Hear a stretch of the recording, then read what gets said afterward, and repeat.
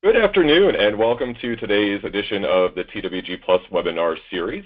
Today we will be talking about what we learned at NACAC 16. Thank you very much to all of you for joining us. We're going to keep today pretty tight. We know that you're all probably on your lunch hour, so we'll keep today to 45 minutes or so. With us today, we have several folks. My name is Chris Tyberski. I'm a senior marketing consultant with TWG Plus, and joining me are Jim Fowler, Vice President for Enrollment Management at Salve Regina University, and Scott Novak, President of TWG Plus. And today our goal is really to share with you some of our experiences at the NACAC conference. Some of you may have been there this year out in beautiful Columbus, Ohio. Others of you may not have. It was a very packed conference. There were a lot of folks there. There was great energy, and there was a lot of sharing of information. I think a lot of great conversations were happening both in the sessions, in the exhibit hall, and at receptions and elsewhere. So we wanted to give everybody who wasn't there a chance to learn a little bit about what some of those conversations were. And also, for those of you who were there, we would love to hear what your thoughts were on the conference, and we'll tell you about that in a moment, how you can share that information with us. Today we're going to follow this agenda. We will be giving you a brief overview of our take on the sessions, the type, the quality, what the general topics were, the items that were covered.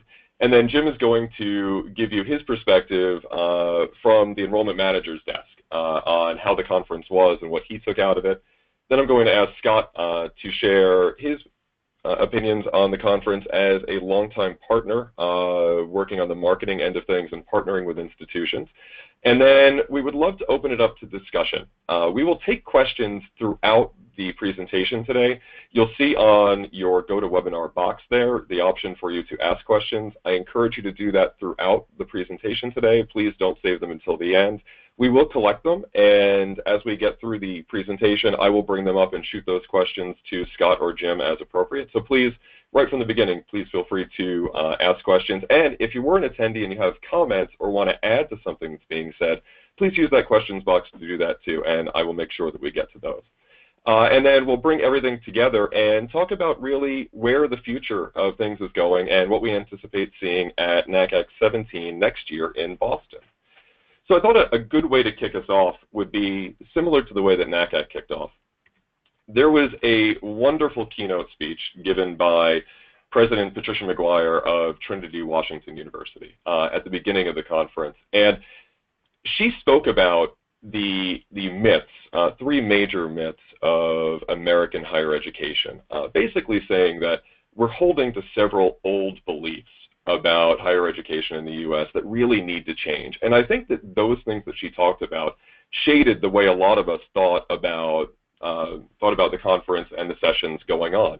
And I also thought it tied very well into a recent article in Inside Higher Education that said, only 37% of enrollment managers surveyed said that they completed their class or met their goals by May 1. And clearly that number has been declining over the years. And one of the myths that she said was this myth of the college kid, quote unquote. And I think this quote here from her is really pertinent to enrollment managers everywhere. The problem really is not too few, but rather not enough seats configured in the right way to get more Americans into college.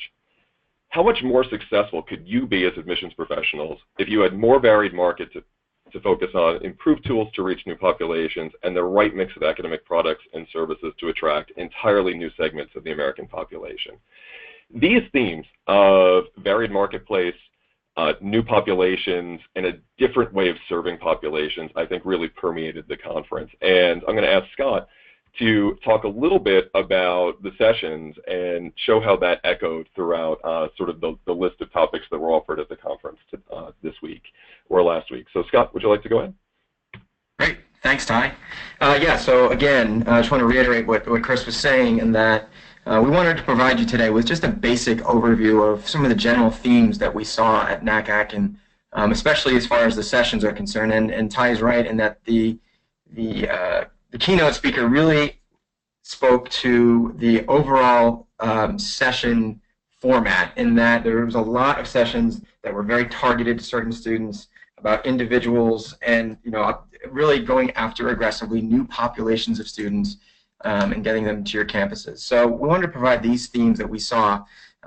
Fortunately or unfortunately, this was my 22nd NACAC, so I guess I have a decent frame of reference as to how this one was very different from previous years, and I really felt overall that it was, especially when it came to the sessions.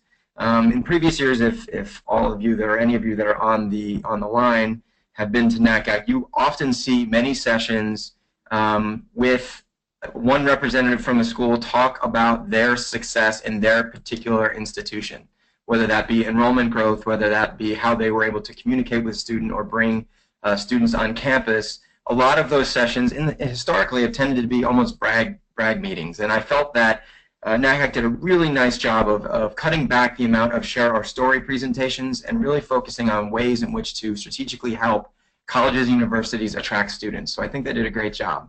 The sessions were very heavy on specific markets, in particular transfer students, international students, students that are interested in specific programs, homeschool students. So there was really a lot. And in the next slide, we'll talk a little bit about a breakdown of how those sessions played out into the various categories. Last year, if you were at NACAC, you probably noticed there was a tremendous amount of topics on financial aid, most likely due to the looming PPY. This year, however, there was a significant departure, at least from what we could tell, for the amount of sessions that focused on ability to pay as well as financial aid. So I thought that was definitely an interesting takeaway from the conference. Again, I felt the topics in general, the ones that I attended and the ones that I got feedback on, people came away feeling that they learned ideas, they got tips, they got suggestions on how to attract students, how to communicate more effectively, how to target better students, go after new populations of students. So I felt that everyone walked away from much of the sessions talking about that they felt they had something to take back to their campuses. And overall, I felt the session feedback was very positive.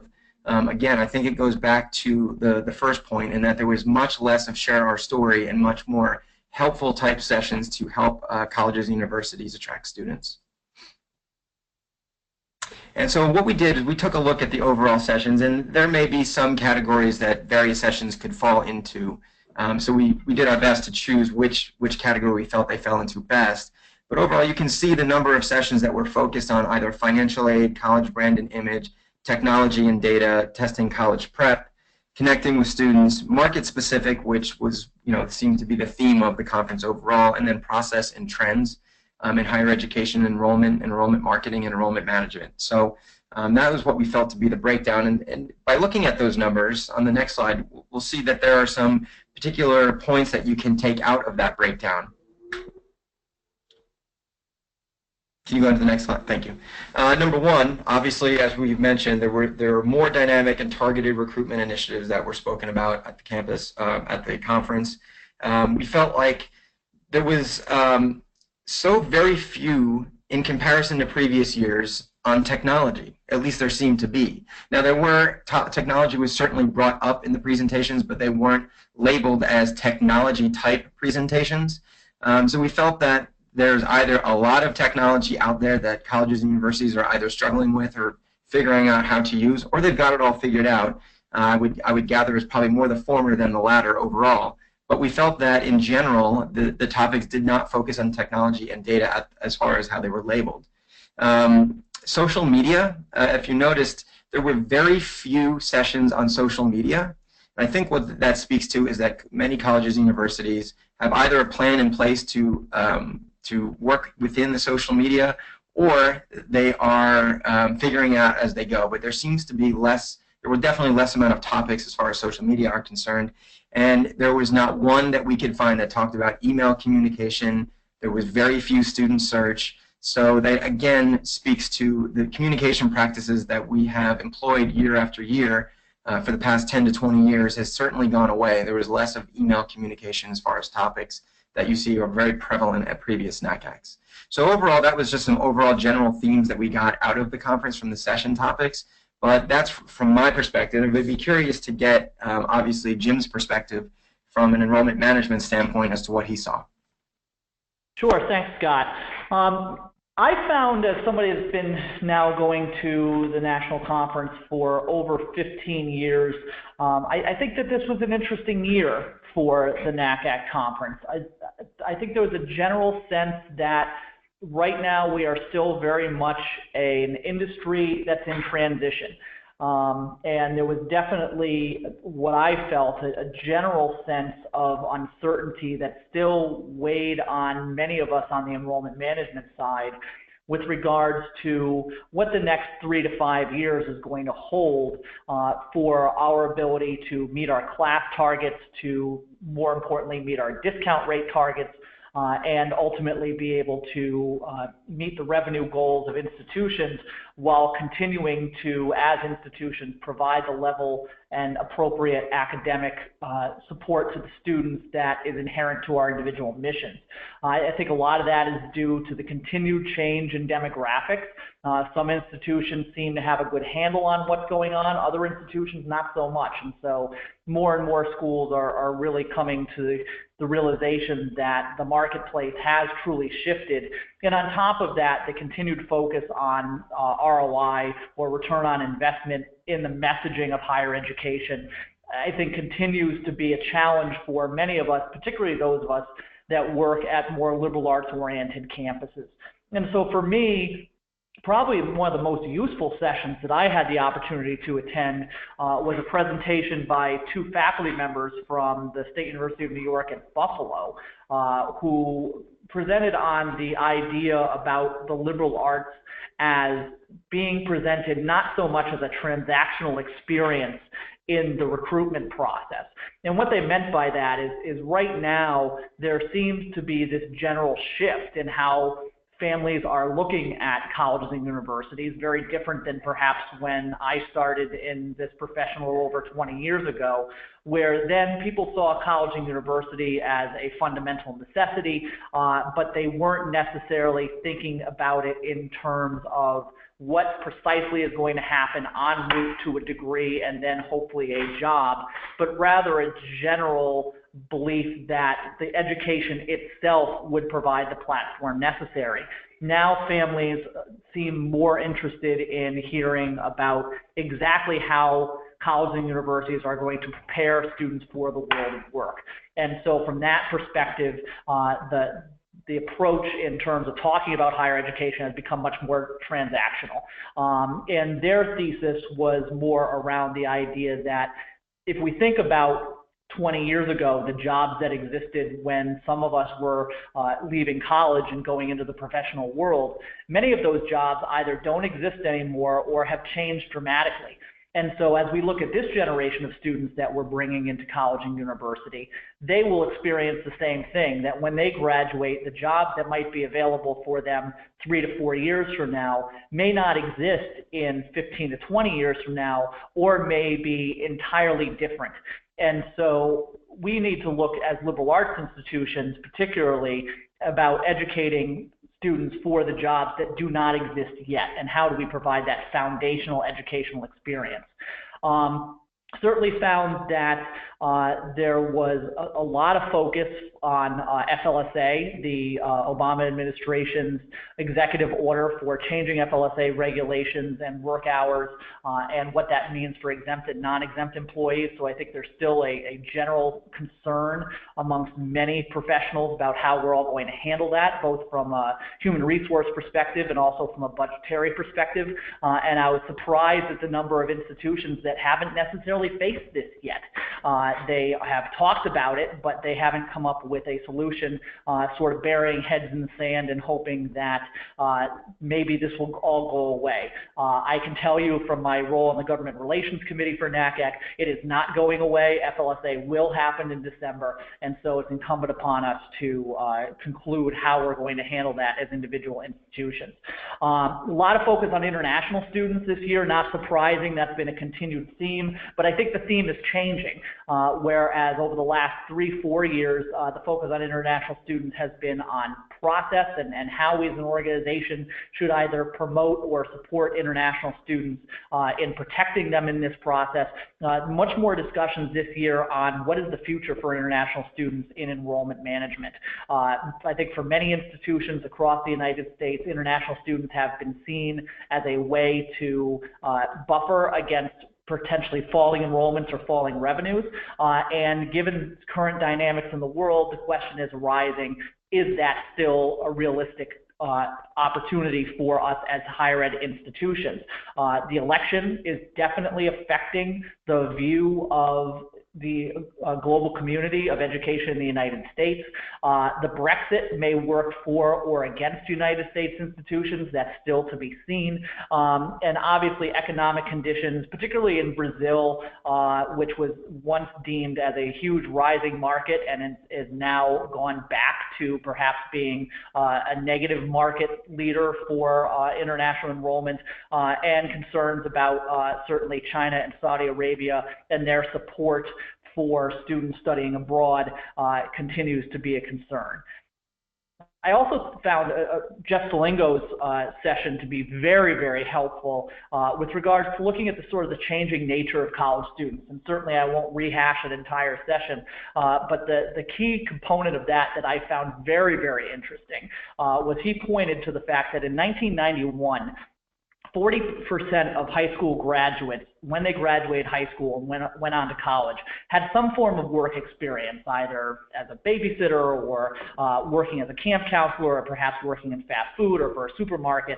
And today, less than 20% of the high school graduates have some level of work experience, and how that relates to the concept of personal investment in the educational process and concerns about perseverance in this process, and what that's going to mean for us in institutions in terms of what we're talking with families about regarding the services and supports that we provide for students in the college process, and also the ability to retain those students if they come to college, aren't successful immediately, and perhaps look at the school in question as being the reason for their not succeeding and perhaps looking at more transfer. So, you know, there's a lot going on, certainly. Certainly College Board was a big topic of conversation with regards to issues with the SAT, issues with score reporting.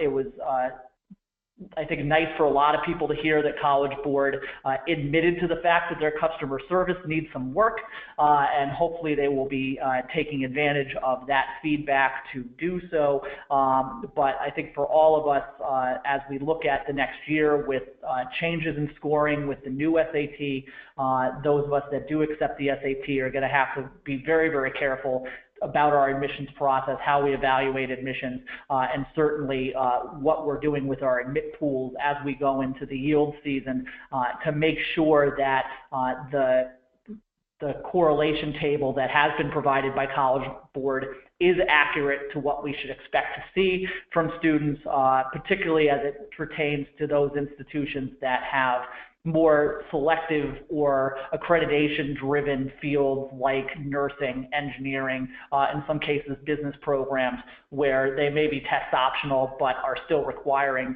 standardized tests for those areas in order to either maintain the expectations of faculty or to maintain the expectations of accreditors.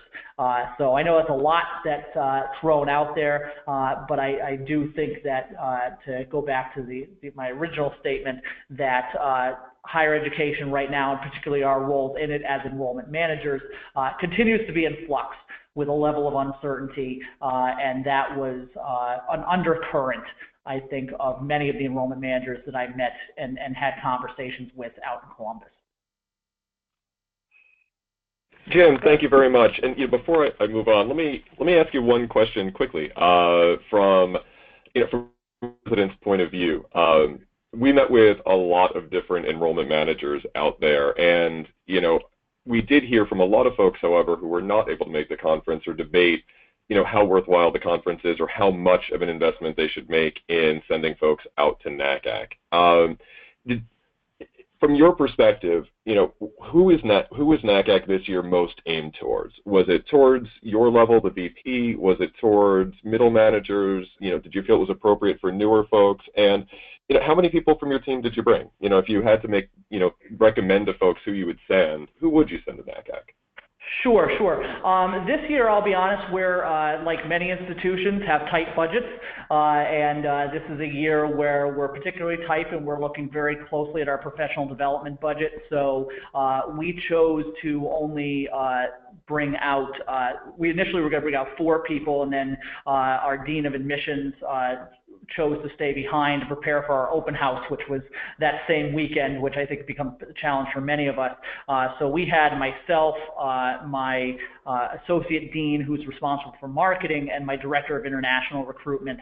Myself and my director of international recruitment are also, for a point of clarity, very, very active members on NACAC committees and other government relations oriented roles within NACAC. So, you know, but I do think that there's still a huge value to the conference.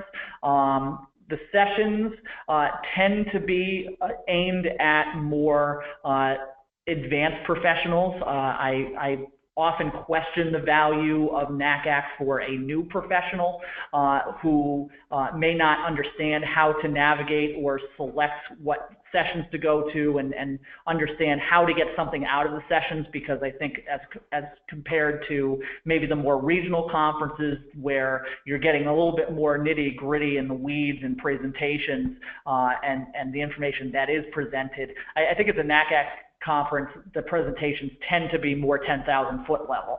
And so it has to be your more strategic people that are going. But I do think there's still very much value in it. And there's still very much, I think, a need for us as an industry to have this networking opportunity where we can both share ideas and share our perceptions of the marketplace and what is going on, and also in some ways have the catharsis of hearing that we're all in the same boat. And even those of us that are doing well have our challenges, and while those challenges may be different from school to school, they are nonetheless serious challenges for many of us, and not the least of which concerning being the fact that for those of us on the call that are the enrollment managers, we truly are on the hot seat on college and university campuses. We are the ones that are ultimately held responsible for the fiscal health of the institution, and therefore we are probably the most likely on campus to have limited to no job security. And so I think it's important that we have each other's backs and are able to share ideas and share perspectives that we really can't get otherwise without having the opportunity to spend some time face to face. Great. Thanks, Jim. I appreciate that. And fantastic overview of your perspective. Very much appreciated. I want to turn things a little bit and talk a little bit and ask Scott to share some additional perspectives on what we heard in the exhibit hall. You know, being approached as partners to enrollment managers by folks from a variety of different institutions in size, scope, geographic location, and goal. You know, Scott, what were you hearing in the exhibit hall? You know, what did people come and ask you about? What seemed to be the hottest needs or the biggest concerns that were on the minds of folks that were coming up to you throughout the conference? Thanks, Todd. Yeah, I think there was a lot of questions that seemed to focus on how to pull everything together. Right, there was, you know, many people that I spoke with, from marketing to recruiting to staffing to all the different things that were going on right now, and a lot of the different vendors that they sort of coordinate. There was definitely a lot of questions about, I just work with so many people on a daily basis, or I have staff people working with vendors, you know, and we're really struggling with how to pull this all together and integrate. And I think at the end of the day, that was sort of the theme that I got, and I really think what that does is it tells a lot of people to really take a step back and look at how many different pieces am I trying to juggle at this point in time? How many contacts do I have? Is there a way to pull that all together and streamline for not just for myself, for my staff as well? So I think that was the general theme that I got from the questions and discussions that I had. And I'll tell you, if you walk around the vendor area, you definitely got a sense that there's a lot more pieces that could be put into place as well, as it seemed as if everyone had there was a lot of new ideas, new strategies, and new ways to recruit students, to market to students, communicate with students, etc. So, which goes along with sort of the the points that I have here. Number one would be that if you took a walk around and you looked at sort of the messaging underneath the names of the companies in the vendor area, it's almost as if everyone had the silver bullet solution. Learn how to increase your enrollment through, what they're offering, or talk to us about this piece that you can add to your communication stream or to your technology to ensure that you're getting the class that you want. And I'll tell you, if I were on the other side of the desk, I don't know that I would have been able to pull it all together to really understand, is there such thing as a silver bullet solution, or is really my time need to be invested in how to pull it all together, as I mentioned earlier, the discussions that I had.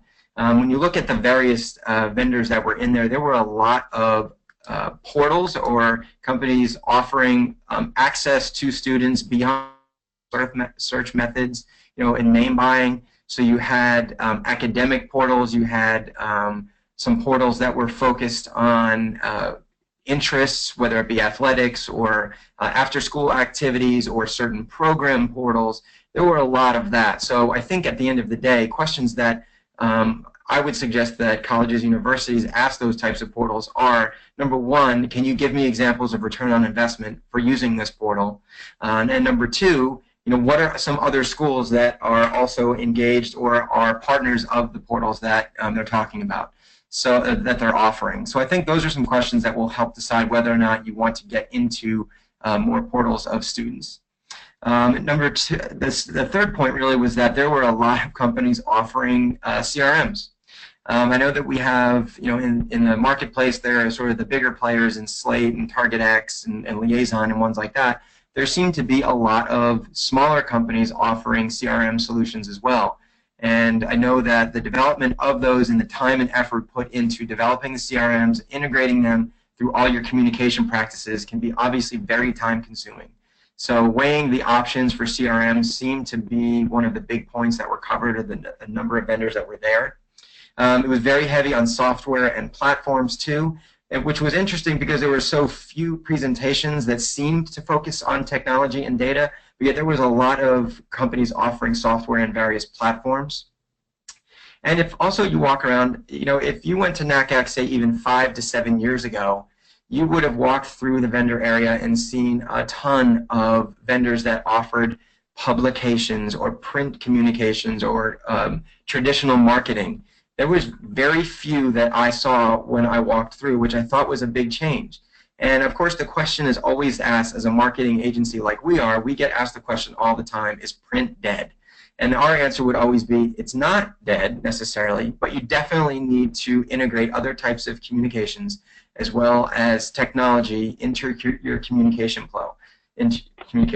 So digital marketing, remarketing, retargeting, IP targeting, all the various types of efforts there, as well as social media, need to be part of it. But print certainly isn't dead, especially when you look at response rates from search that we see that are increased by using, as well as sending view books. Still a thing that, while it may not be the view book of 2000, where you had 36 pages of a glossy brochure, it might be a scaled back piece. It is certainly something that parents are going to want. So I think that was interesting, in that there were very few companies offering print communications, yet print is still a very important part of the communication flow for a college or university. So that was sort of the overall view that I got from a vendor perspective, and obviously when I walked around I had to hide my green tag so that I wasn't viewed as a vendor when I asked questions of the various companies. But in general, that's sort of the feedback I got, and again, would be curious to get Jim's take as well on the vendor area. Yeah, absolutely. I want to expound a little bit on this concept of print versus digital, because I can still remember going to a marketing conference about 22 years ago, AMAT's conference, and at that point in time they were saying print is dead, there will be no print in 5 years. And here we are 22 years later, and we're all still printing, at least I think we are. But we are truly printing differently, and with a little bit more focus on the opportunity for digital print, personalization of digital print, and the integration of print with digital. So the utilization of pearls and the opportunity to make it more seamless in terms of the integration of how the print leads into a digital platform.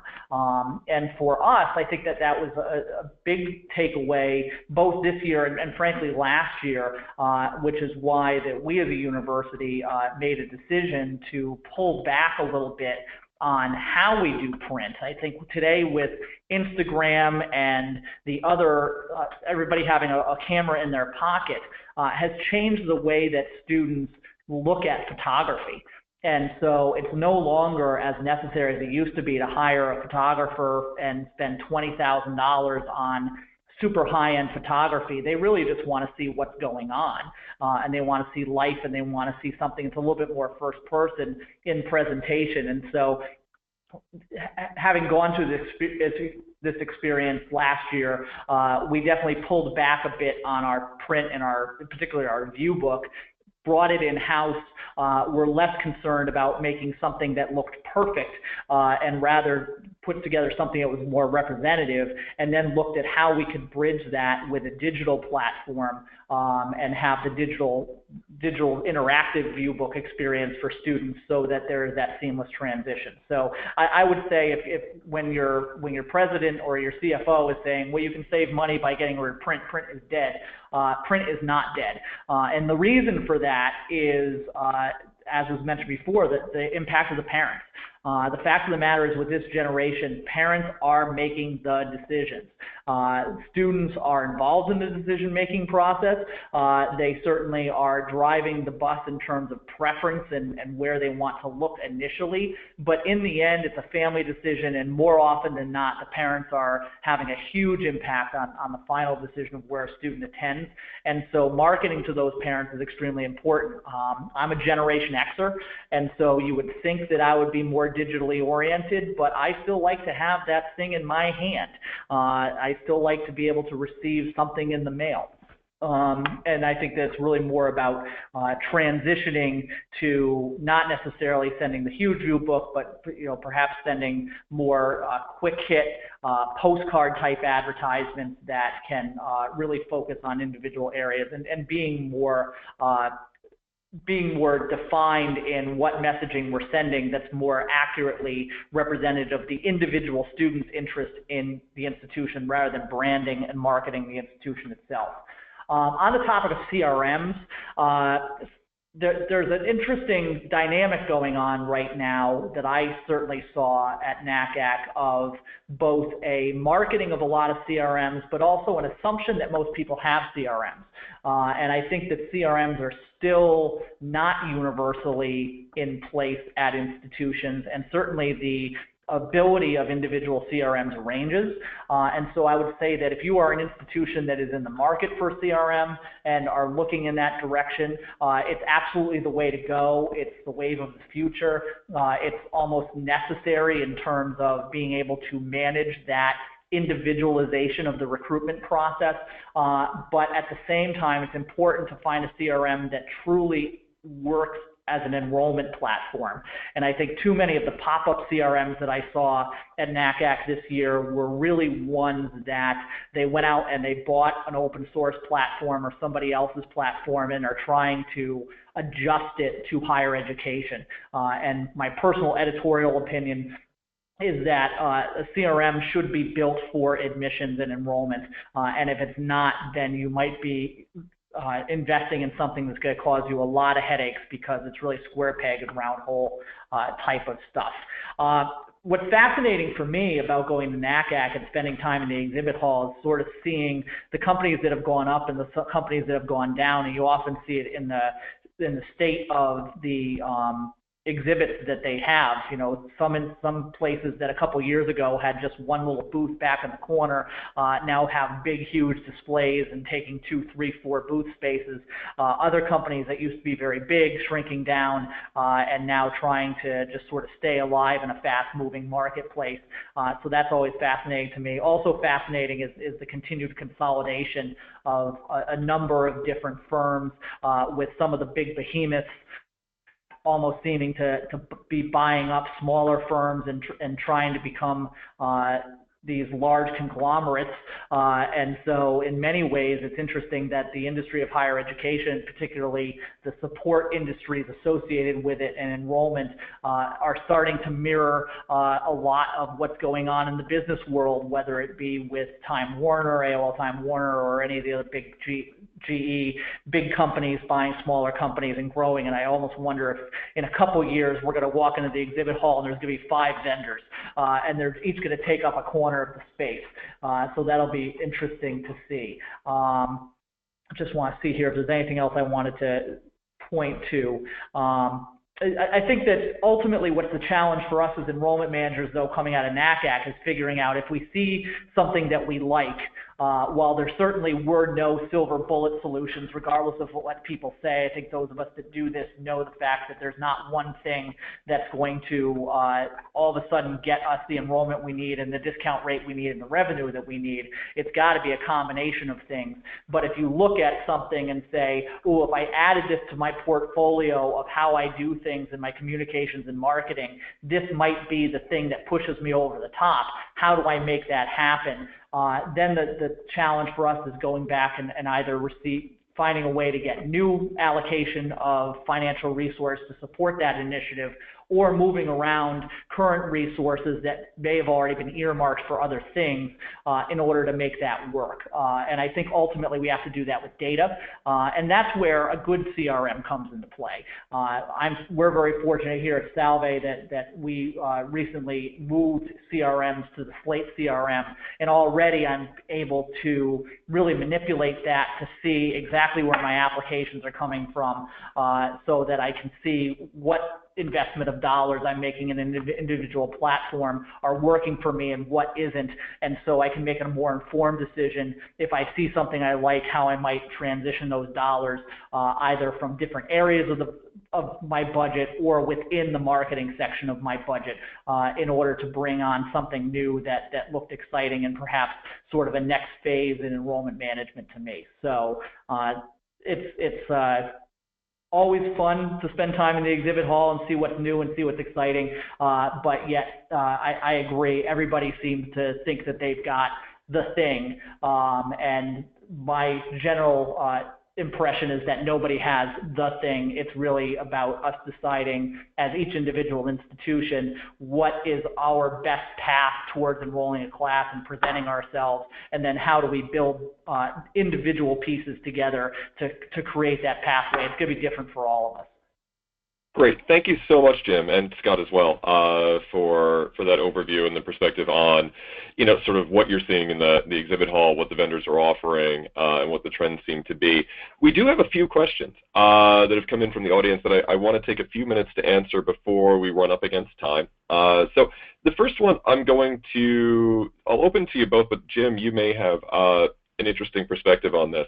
There were a lot of different institutions at NACAC. And one of our participants is asking a few questions about, we're hearing a lot about four-year enrollment, but while you were out there, did you hear anything specifically about community college enrollment trends or about the relationship between community colleges and four-year schools, maybe even particularly regarding things like dual enrollment, where community colleges are offering courses in the high school and how those are being viewed in terms of reaching out to different audiences and making access easier for the community college student trying to come into a four-year college.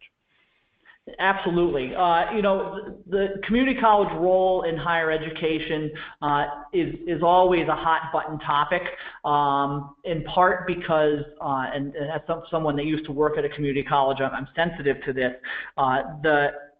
the role of community college in terms of enrolling students tends to shift with the economy.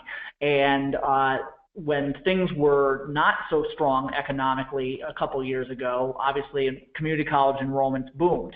And now we're seeing a decline in community college enrollments nationally, mostly because the economy has rebounded, and so you're seeing fewer people looking for job retraining or looking for career changes, and community college is a pathway to assist with that.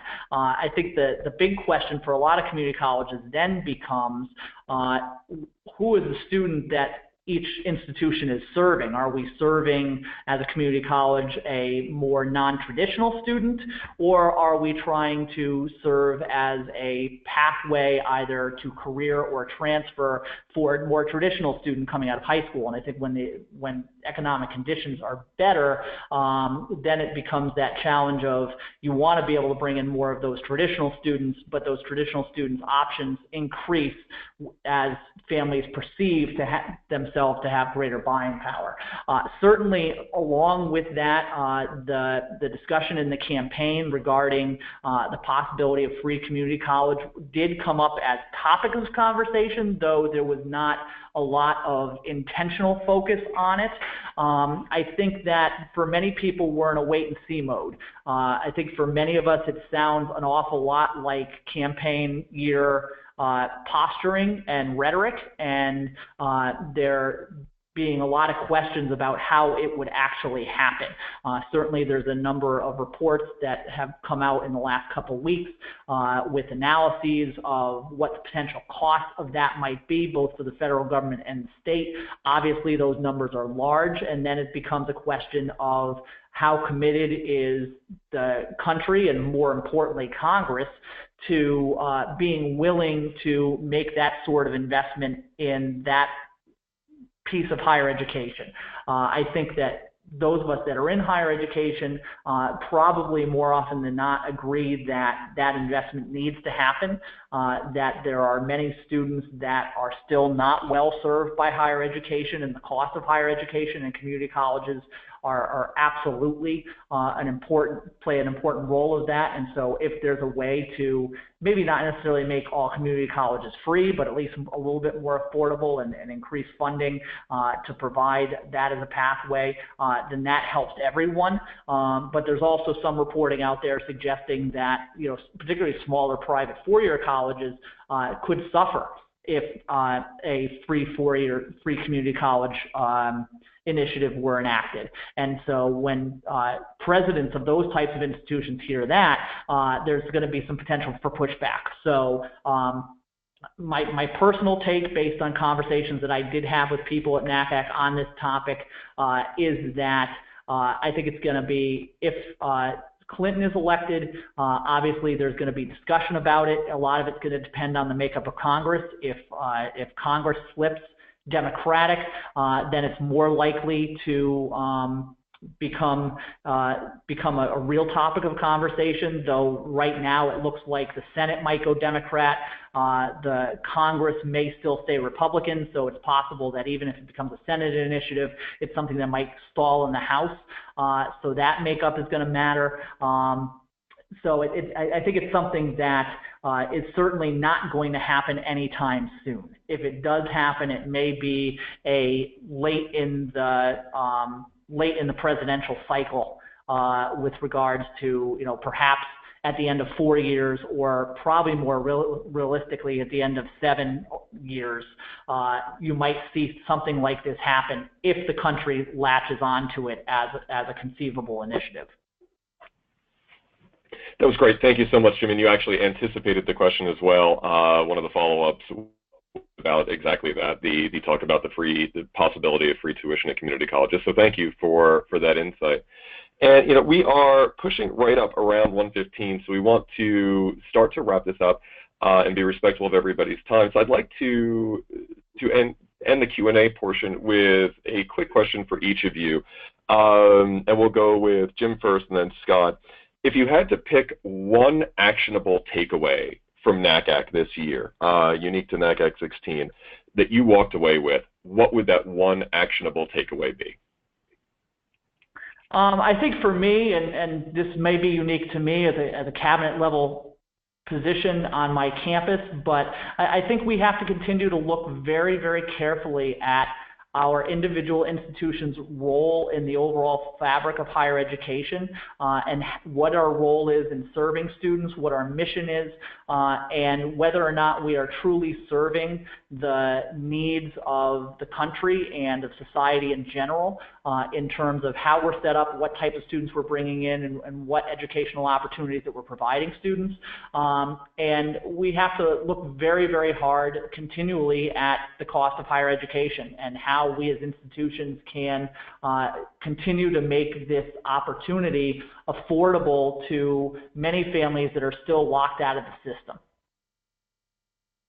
Great. And Ty, I would say at the end of the day is to really take a step back and understand how you can best balance your resources and your budget according to really taking a look at how effective is either a service or a product or a technology helping our situation, especially from a marketing communication standpoint, and is that translating into applications and enrollments, and really looking at the data to understand whether or not each type of effort that you undertake is really providing that return. Great. Thank you very much. I think those are both great takeaways. Just to kind of bring everything together, looking forward towards NACAC 2017 and beyond, the real themes today, I think, or at this conference, and that both of you have talked about, are really that the face of higher education is changing, whether it's changes that are potentially coming through Congress, whether it's just addressing the demographic changes across the country, and all of that is going to force changes on the campuses, and specifically for enrollment management offices. You're going to see people taking a more inclusive recruitment approach, targeting more folks, and trying to figure out how to really reach out to people where they are, being highly targeted, coming up with different ways of making things personal, and really trying to make sure that every student who wants access to college feels that they can get it. And that starts with making them aware of their options. And just wanted to kind of wrap everything up in a bow with one last quote from President McGuire. And if anybody's interested who did not have a chance to hear her speak, I will tweet out a link to her entire speech later, because I think it's really inspirational and worth a listen. But she specifically threw down what I thought was a good gauntlet for enrollment managers everywhere when she said, what are you doing as admissions officers and counselors to make the great American dream accessible to more different kinds of students than any prior generation? And while it's a big challenge, I think it really certainly also brought it back to how important the role of enrollment managers are on the campus, and set a fantastic tone for a conference like NACAC. So we'll leave you with the same note and with the same question. So thank you very much for joining us. We hope you will join us next month. We have another webinar coming up where we will be talking about how to get the most out of your yield events. That will be on Wednesday, October 26th, and at the same time. And if you have any follow-up questions for Jim, for Scott, myself, please take a look. Here's our contact information. Jim is also big on Twitter, at SalveAdmitGuy. You can follow TWG Plus at TWG Plus. As I said, I'll be tweeting a few things out after this at CMT_Ty, and we certainly hope to see all of you in the future, and we appreciate you spending some of your lunch hour with us today. Thank you very much, and we will talk with you all soon. Thank you all.